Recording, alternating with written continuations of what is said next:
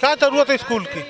लोग पढ़ेंगे लिखेंगे नौकरी मांगेंगे, अनपढ़ रहेंगे झंडा ढोएंगे, वही सरकार कर रही है। सारे जो है दारू के ठेके बंद करें। 42 लाख बच्चे 4 साल के अंदर ड्रॉप आउट हुए हैं स्कूल से। कौन है इसका जिम्मेदार? ये चाहते हैं कि ये सब अनपढ़ बने रहें, तभी तो मोदिया और योगिया करेंगे। तो मैं सरकार को फेलोर यहाँ मानता हूँ, इसके शिक्षा नीति को फेलोर मानता हूँ, इसके रख रखाव का फेलोर मानता हूँ। और जो ये सब समाजवादी पार्टी के विचारधारा के गुंडे हैं, माफिया हैं, सोच वाले हैं, ये दमदारी से फिर इनकी ड्यूटी लगाई जाएगी, तब देखते हैं तभी कैसे बढ़िया नहीं पढ़ाई होती है। कि ये बाध्यता नहीं है कि 1 किलोमीटर में बच्चों को स्कूल मुहैया कराया जाए। तो क्या हम एक लाउड मैकाले की नई पद्धति शुरुआत कर रहे हैं?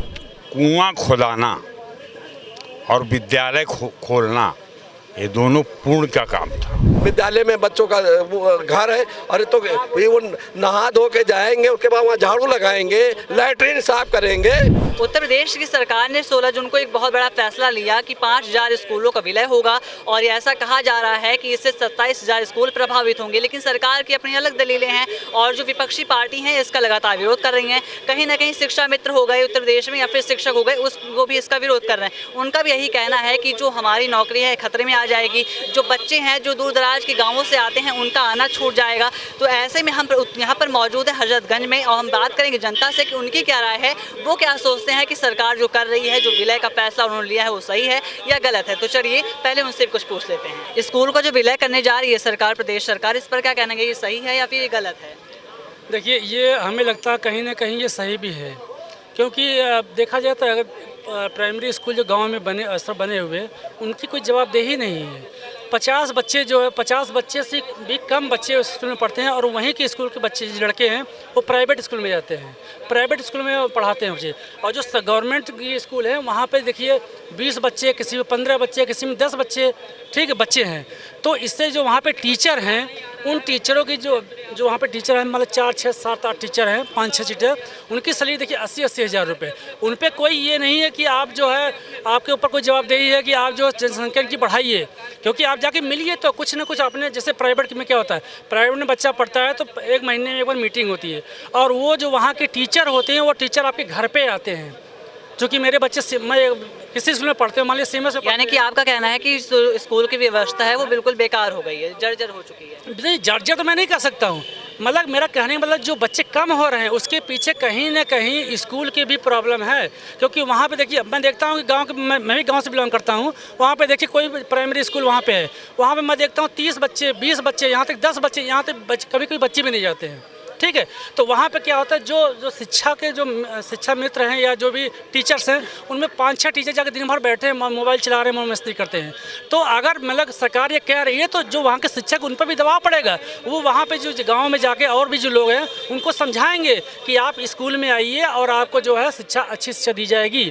जब आप उनको बताएंगे ये सब विषय, तो ऐसा नहीं भाई वहाँ के बच्चे के प्राइवेट स्कूल में जा रहे हैं तो क्यों जा रहे हैं। आप हमने कभी इस बारे में सोचा कि अगर वो प्राइमरी स्कूल में नहीं पढ़ के अगर सरकारी और प्राइवेट स्कूल में जा रहा है, वहाँ से 30 किलोमीटर जा रहा है और बगल में गांव में ये नहीं पढ़ रहा है, तो कहीं ना कहीं वहाँ के टीचर की भी प्रॉब्लम है और वहाँ की व्यवस्था की प्रॉब्लम है। अगर वही चीज़ आप गांव में, जैसे कैंपेन चलता है, गर्मी छुट्टी हो गई है, आप जो वहाँ के जो टीचर हैं 3-4 जो भी गवर्नमेंट टीचर हैं, वो जाइए गाँव में लोगों से बात करिए कि आप अपने बच्चों को यहाँ भेजिए, मतलब कुछ ना कुछ आप बताइए उसके बारे में कि बच्चों का शिक्षा के बारे में क्या रिजल्ट क्या, कैसे क्या है। इसी बीच संजय सिंह भी बहुत बड़ा विरोध प्रदर्शन करेंगे यहाँ पर, तो उस पर क्या कहेंगे? देखिए, वो तो भाई राजनीतिक है, इन लोगों को भला करने से कोई फ़ायदा नहीं, मतलब भला नहीं चाहते किसी का, ये लोग केवल राजनीति करना चाहते हैं। इनको कहीं ना कहीं कुछ न कुछ वोट बैंक की राजनीति होती है कि इनको कुछ हाईलाइट होना है। और जो कि सुप्रीम कोर्ट भी कह चुका है, यहाँ से कि सरकार जो कर रही है कर ही रही है। आप जाइए, आपके अंदर इतना अगर विरोध है, जाइए सुप्रीम कोर्ट, आप सुप्रीम कोर्ट मना कर दिए कि सुप्रीम कोर्ट मत कहे। हाई कोर्ट ने तो कह दिया कि सरकार जो कर रही है सही है, वो गए था याचिका गई थी, उन्होंने कहा जो सरकार कर रही है सही कर रही है, तो हमें लगता है इसके विरोध नहीं होना चाहिए। क्या ज़रूरत है स्कूल की? लोग पढ़ेंगे लिखेंगे नौकरी मांगेंगे, अनपढ़ रहेंगे झंडा ढोएंगे, वही सरकार कर रही है और कुछ तो नया कर नहीं रही है। क्योंकि झंडा ढोने वालों की कमी हो गई थी उत्तर प्रदेश में, स्कूल बंद करके झंडा ढोने वालों की तादाद बढ़ा रही है, यही कहना चाहता था। तो इतना बड़ा जो विरोध प्रदर्शन होने जा रहा है संजय सिंह करेंगे, अखिलेश यादव हो गए वो भी बहुत ज़्यादा विरोध कर रहे हैं इसका, उसके बावजूद कोई उनकी ओर से तो कोई नतीजा निकल कर नहीं आ रहा। देखिए, जो विरोध प्रदर्शन का जो तरीका था, राम मनोहर लोहिया का नाम लेने वाले लोग वो तरीका भूल गए। सड़कें, राम मनोहर लोहिया ने कहा था जब सड़कें खाली होंगी तो सांसद आवारा हो जाया करती है। विरोध प्रदर्शन प्रेस कॉन्फ्रेंस से नहीं होता, सड़कों पर होता है। ट्विटर पर विरोध प्रदर्शन नहीं होता, सड़कों पर होता है। ये इन लोगों को सीखना चाहिए, कम से कम अपने बुजुर्गों को, जिनको ये लोग अपना आइडियल मान के चलते हैं, उनको पढ़ना चाहिए। संजय सिंह तो कह रहे हैं सड़कों पे करेंगे प्रदर्शन। संजय सिंह के पास उत्तर प्रदेश में इतनी बड़ी ताकत नहीं है कि वो प्रदर्शन कर लें। उत्तर प्रदेश, हाँ, अखिलेश यादव अगर सड़कों भरना चाहें, सड़कें बंद करना चाहें तो बंद कर देंगे। उत्तर प्रदेश को ठप करना चाहेंगे तो अखिलेश यादव के अलावा इस समय कोई दूसरी ताकत नहीं है जो उत्तर प्रदेश को ठप कर पाए। हाई कोर्ट ने जो फैसला सुना है उसके बाद लग रहा है कि हो ही जाएगा पूरी तरीके से विलय। देखिए, मैं कोर्ट पे अभी टिप्पणी कर दूंगा तो कोर्ट की अवमानना हो जाएगी, इसीलिए नहीं कहना चाहता। देखिए, अभी ड्राइवरों के खिलाफ एक कानून आया था। ड्राइवर जब सड़कें रोक दिया था, जाम कर दिया था, कानून 24 घंटे के अंदर वापस हो गया। सरकार CNRC ला रही थी एक तबके के लिए, वो तबका जब सड़कों पे आया तो वो रोक दिया गया। फिर भी ये दल जो विपक्ष में है वो उनको मैसेज नहीं पहुंच पा रहा है कि सड़कें खाली नहीं होनी चाहिए, आपको विरोध प्रदर्शन करना चाहिए। फिर भी जो भी कर रहे हैं ट्विटर पे करने से कुछ नहीं होगा। सरकार ये चाहती है ये लोग प्रेस कॉन्फ्रेंस में विरोध करें और ट्विटर पे विरोध करें ताकि आम जनता पीछी ना जाए। स्कूलों के विलय में सरकार का जो तर्क है उस पर आप क्या कहेंगे? देखिए, 4 किलो अगर यही तर्क है कि राजस्व में दिक्कत होती है, कई स्कूलों में 50-60 लड़के हैं, तो मैं मानता हूँ चलिए ठीक है।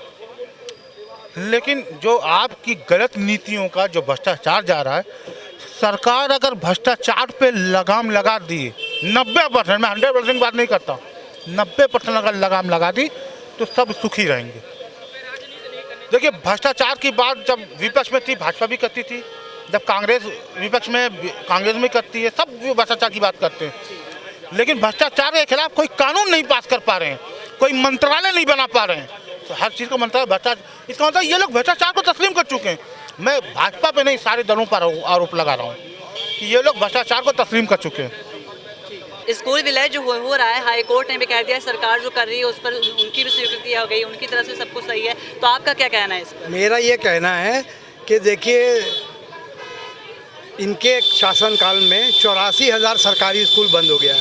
ये जब आए थे तो योगी जी 2017 में कहा था कि 5,000 सरकारी स्कूल इंग्लिश मीडियम खोलेंगे, और आज पहले 17-18 में 26,000 स्कूल बंद किया और अब 27,000 स्कूल बंद करने जा रहे हैं। 42 लाख बच्चे 4 साल के अंदर ड्रॉप आउट हुए हैं स्कूल से। कौन है इसका जिम्मेदार? और आपको बता दें, जो राइट टू एजुकेशन है उसमें 1 किलोमीटर के अंदर प्राइमरी स्कूल होना चाहिए, ये 3 किलोमीटर कर रहे हैं। इसके अलावा आपको एक बात बता दें, 5,000 सरकारी स्कूल बंद कर रहे हैं और 27,000 शराब खाना खोल रहे हैं साल में। 1 साल के अंदर 27,000 शराब खाना खोला जा रहा है और 5,000 सरकारी स्कूल बंद करा जा रहा है। ड्रॉप आउट रेट जो है वो हमीरपुर और कन्नौज का 15%, मोहबा और बांदा का 20% से ऊपर है यूपी का, और जो नेशनल ड्रॉप आउट रेट है वो 1.9 प्राइमरी का है और हायर प्राइमरी का है 5.2 और सेकेंडरी का है 14.2। तो हालात बहुत नाजुक है। जब इंडिया पढ़ेगा तभी तो इंडिया बढ़ेगा। अखिलेश यादव ने इसका विरोध किया, आम आदमी पार्टी के साथ साथ संजय सिंह ने इसका विरोध किया, और कहीं ना कहीं शिक्षक जो है उत्तर प्रदेश को शिक्षा मित्र है वो भी इसका विरोध करते नजर आ रहे हैं। इसके बावजूद कोई फायदा दिखाई नहीं दे रहा। इस पर क्या कहेंगे? वो जानते हैं 28,000 प्रिंसिपल का नौकरी जाएगा, 28,000 प्रिंसिपल का नौकरी जाने वाला है और शिक्षकों का नौकरी जाने वाला है, और सारे शिक्षक और प्रिंसिपल का नौकरी रहेगा। जो हमारे टीचर है, जो हमको देश जब पढ़ेगा तभी तो बढ़ेगा, हम पढ़ेंगे नहीं। सरकारी स्कूल और प्राइवेट स्कूल 400 गुना फीस बढ़ा दिया गया प्राइवेट स्कूल का।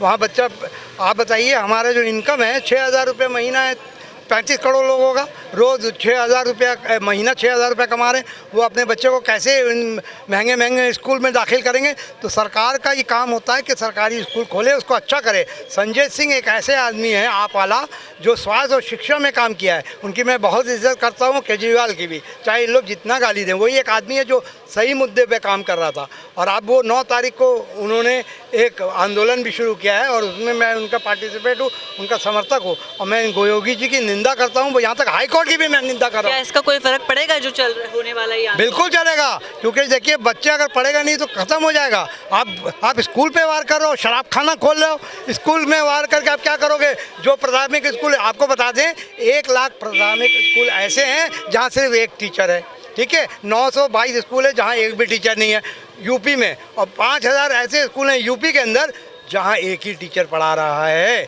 तो ये हालत बद से बदतर है, उसके बावजूद स्कूल बंद किया जा रहा है, ये बहुत निंदनीय है। मैं चाहता हूँ योगी जी फ़ौरन इस पर सोचें और स्कूल फिर से चालू करें। जय हिंद, जय भारत।